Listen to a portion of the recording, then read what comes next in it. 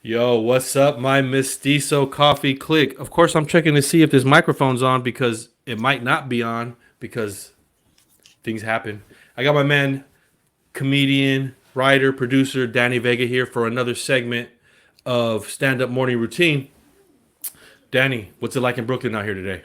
Whoo, cold day, snow, flurries, air quality on point. That's the one thing we got. You ever look at the weather, you're like, it's horrible out, but hey, I can breathe.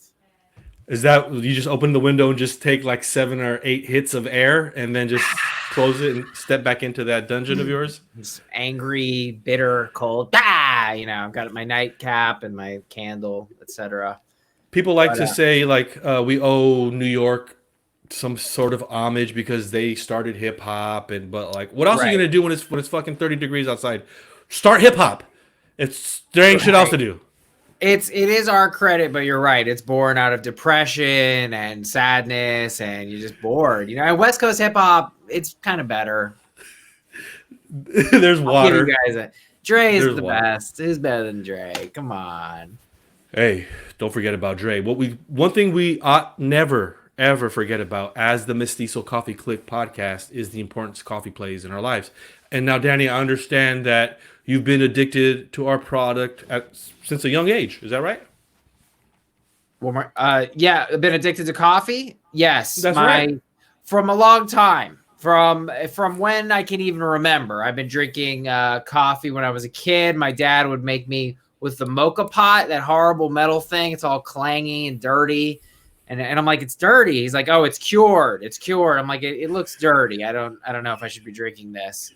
Strong Cuban coffee. That was what I was raised on. That's right. It's a source of pride. I understand it for you and for Cubans in general.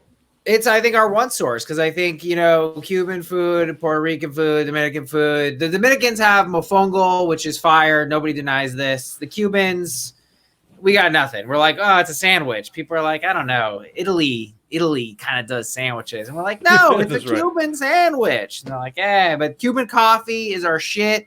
It's simple, espresso and sugar, and it's great. And everybody loves it. And that's our thing. And we're running with it. I'd hate to be the bearer of bad news, but part of the reason, of course, you add milk and the sugar to that coffee of yours is because it tastes like shit. So you're gonna want to mask it with 100 cc's of sugar right to the domicile. Is that right? Absolutely. There's no milk. Make no mistake, sir. There's no milk.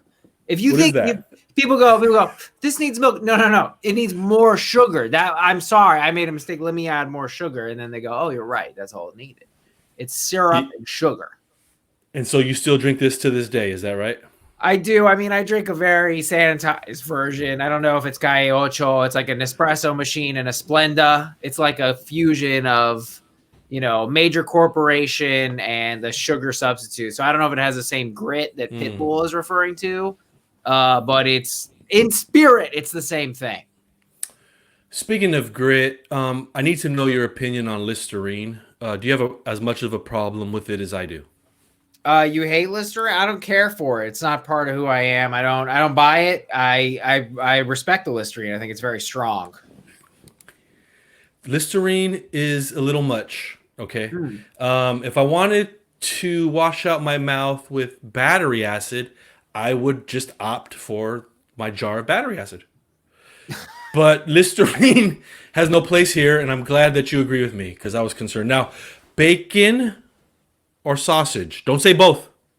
Bacon or I sausage, won't Danny. say both. I will ultimately lean bacon. I think sausage puts up a great fight. I think it has a lot of context. I think you got bratwurst, you've got little sausage variants, but in the end, the crunchiness of bacon is always going to deliver on a level that sausage simply cannot. Do the Cubans put the bacon on the towel, on the paper towel as well? Is that a Cuban? Is that a universal thing, or is that just I think that's universal, but I don't know. I don't know. I can't honestly think of a lot. Cubans do weird shit with pigs. Cubans are like, we're just gonna take a whole pig, and you're like, why? Put a whole pig in a china box. That's what they actually call it. I forget how you say it in Spanish right now, but it's called a china box. And you're like, why is it? Ask a Cuban, why is it called a china box? And if they're honest, they'll go, for some racist reason we don't remember, but that is what it's called. And you're like, all right, fuck it. and you can actually eat pig skin straight up, like the way they cook it. And it's the best thing you've ever had. It's amazing. Like pig skin is the shit, like a chicharrone, but fresh. It's unbelievable. You're pulling pig hair out of your teeth after, like as a sign of respect. Yeah, you To the don't want chef. to eat the hair. To the chef, to the pig, you say, "This is for you, piggy boy." But it's so good, bro. Sure, it gives you emergencies like that, but you want it. No, I'm a man who gets a good sense of people pretty quickly, and I have you pegged. Well, I'm not even gonna say what kind of eggs do you eat. Are you a scrambled? Are you sunny side up over easy even? I would say I would call it fuck it scrambled. So I'm not one of these fluffers, you know, these people. I'm gonna fluff it. It needs air to have the right. No, I just put the eggs in the pan and then I turn it around and you get it. It's like white and yellow. It's more like speckled eggs than truly scrambled, but it's fine. It tastes like scrambled eggs. Relax. Any concern that your plate looks identical to that of a 7-year-old? Now, scrambled eggs is something we give to the babies in Sure, Los sure. Angeles. What are you? But you're fine with that because it's mush, or are you saying that a 7-year-old's cooking ability is so poor like mine? Yes and yes. I don't. Then what? Then what? You are? Oh, it's my. I do the over easy to then do it's like, what are you doing with your life? That's my question to you. Just eat it. It's it's the same egg. Have you never seen Rocky? We here in Los Angeles, us Mexican Americans, we crack the egg raw and we fucking chug it, bro. That's the move. If you want some macho in your life. Now, is it good? I really wondered so long. Is it actually good or is it disgusting? We like to say it puts hair on your chest and pepper in your stepper. So if you're up for the challenge, if you're up to, in America we don't have rites of passage like they do in our motherlands of yore.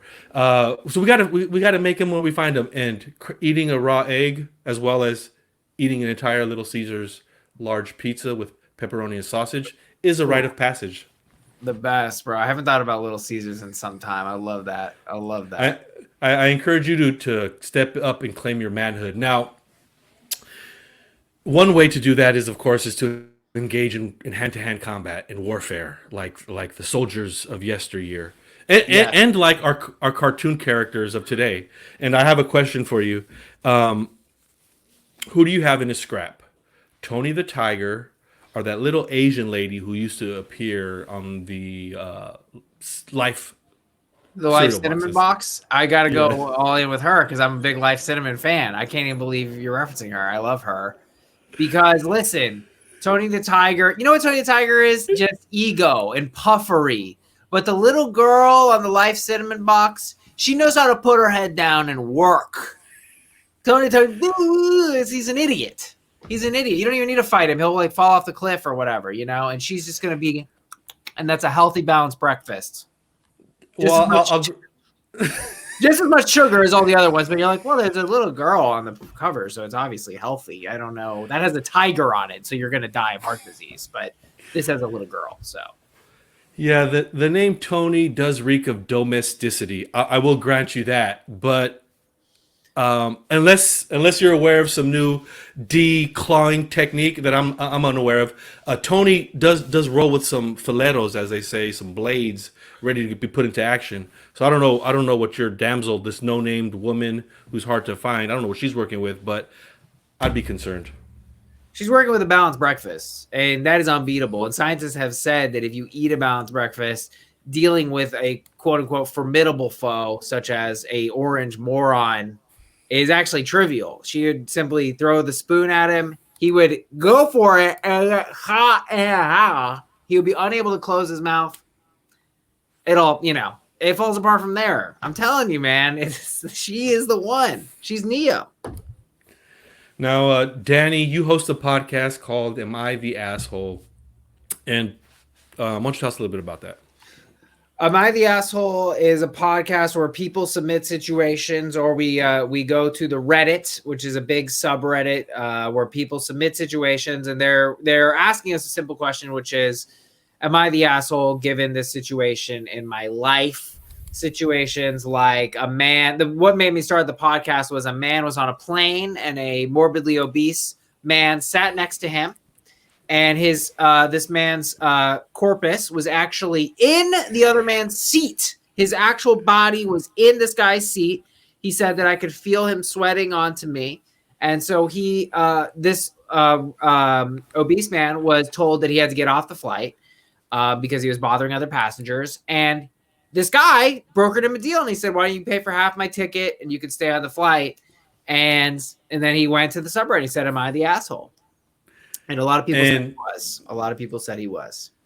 I'm curious, just to get a gauge for your moral compass. What was your verdict on this matter? I believe I went no assholes here. I saw this as, a rare case of pure capitalism. It's like, look, this guy did something douchey, and it seems douchey, it reads douchey, but in the end, this obese man was affecting his comfort, and it was, ultimately uncomfortable, and he offered him a fair deal, which got him out of a situation because the guy didn't want to get out of the flight. He had places to go. And I think everyone won in the end, and really there were no assholes. Listen, this is not the time or place for us to be arguing about this, but let's just say I have a difference of opinion on this matter. Sure. And I'm happy to take it up with you on your podcast whenever you want. But now we will be seen together in early February because we'll be doing the Mestizo Coffee Comedy Roast on Friday, February 12th, 7:30 p.m. on mestizo.coffee/roast. Well, we're going to be talking shit about love, and I know you haven't had any love in your life in a long time, so I think you're pretty queued up for this affair, isn't that right? Yeah, I went through 2 breakups during COVID, and now I'm again. A girl asked me to go exclusive with her, and I did. So we'll see. I keep getting. I've gotten pretty badly burnt, and I got a lot of hate for love. Let me say that. Well, we look forward to hearing all that hate can offer on this night. And of course, one thing to keep in mind is